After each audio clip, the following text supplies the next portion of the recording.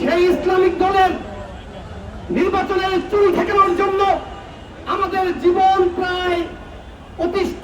আমরা যখন গণতন্ত্রের কথা বলতাম, ওই ফেসিবাদী সরকার তখন উন্নয়নের কথা বলতো। পরে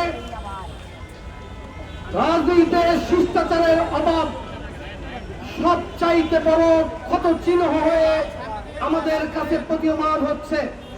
সেই কারণে শিষ্টাচারে বিবর্জিত বক্তব্য, অপপ্রচার, মিথ্যাচারের বিপরীতে আজকে জাতীয়তাবাদী যুবদল সোচ্চার হয়েছে।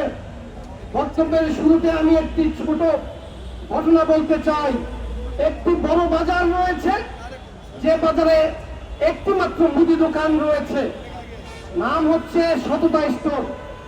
নাম দেখে সবাই আশ্বস্ত হয়েছিল, সকলেই ওই দোকানে গিয়ে কেনাকাটা করার জন্য সব সময় লাইনে দাঁড়িয়ে কেনাকাটা করত, যেহেতু একটি মাত্র দোকান। এক পর্যায়ে ধরা পড়ল সততা স্টোরে চুরি শুরু হয়েছে। মাপে মাপে কম দিচ্ছে, নাম কিন্তু সততা স্টোর। এরপরে ক্রেতারা সেই সততা স্টোরের যারা বিক্রেতা, তাদের চুরি ঠেকানোর জন্য সব সময় সতর্ক থাকতো। প্রিয় উপস্থিতি, বাংলাদেশে ইসলামকে সংযুক্ত করে একটি রাজনৈতিক দল রয়েছে, যারা এবারের জাতীয় সংসদ নির্বাচনে প্রতিদ্বন্দ্বিতা করেছে।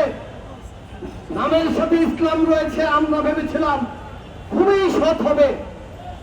এই কারণে এদেশের মানুষ আশ্বস্ত হবার চেষ্টা করেছে। কিন্তু আমরা যারা নির্বাচন করেছি, এরকম আরো যারা নির্বাচন করেছে, তাদের সাথে আলাপ করলে দেখবেন সেই ইসলামিক দলের নির্বাচনের চুরি ঠেকানোর জন্য আমাদের জীবন প্রায় অতিষ্ঠ হয়ে উঠেছিল, আমাদের ঘুম হারাম হয়ে গিয়েছিল। তাদেরকে আপনারা কিন্তু চিনেছেন, চিনবেন। আমরা যখন 5ই আগস্টের পরে নির্বাচনের কথা বলেছিলাম, ওরা বলেছিল সংস্কারের কথা। আমরা বলেছিলাম নির্বাচনের কথা, ওরা নির্বাচনকে বানচাল করার জন্য বলেছিল ন্যায় বিচারের কথা। এরকমের কথা গত 16 বছর আমরা আরো শুনেছিলাম। আমরা যখন গণতন্ত্রের কথা বলতাম, ওই ফেসিবাদী সরকার তখন উন্নয়নের কথা বলতো।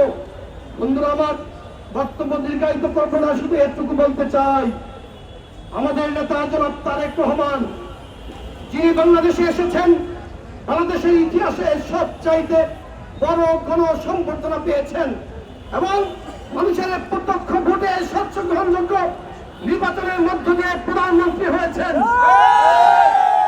বিরোধী নেতা পার্লামেন্টে দেখলে অনেক শ্রদ্ধা জাগে। তিনি কিন্তু বলেন বিএনপিকে সহযোগিতা করবেন, সরকারকে সহযোগিতা করবেন। দুর্ভাগ্য, পার্লামেন্ট থেকে বের হয়ে আবার বলেন বিএনপিকে কোনো সময় দেওয়া যাবে না। এটা কেমন বিচারিতা বন্ধুরা আমার? তাদের ডাবল স্ট্যান্ডার্ড চরিত্র আমরা আগেও দেখেছি। 71-এ তখন বাংলাদেশের দামাল ছেলেরা দেশকে স্বাধীন করার জন্য সংগ্রাম করছিল, তখন আমাদের মুক্তিযোদ্ধাদেরকে খুঁজে খুঁজে পাকিস্তানি হানাদার বাহিনী হাতে তুলে দেওয়ার চেষ্টা করেছিল কারা? চিনেন আপনারা?